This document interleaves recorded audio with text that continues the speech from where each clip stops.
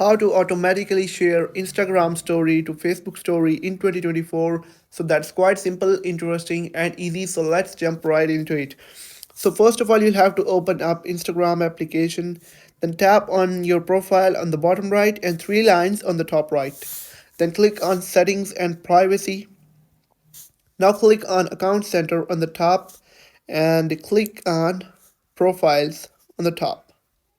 Now once you are on this page, you will have to do some steps to connect your Facebook and Instagram profiles. That's super easy and super quick. And once you've done it, you'll find an option of sharing across profiles in connecting experiences section. Click on it, and you'll have to choose the Instagram profile that you've logged in right now.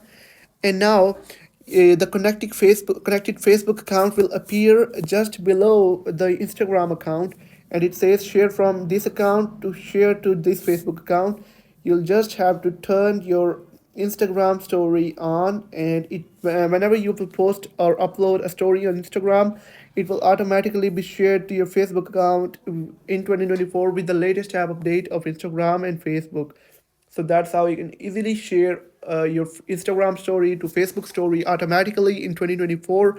If you have found the video helpful, make sure to like the video and hit that subscribe button.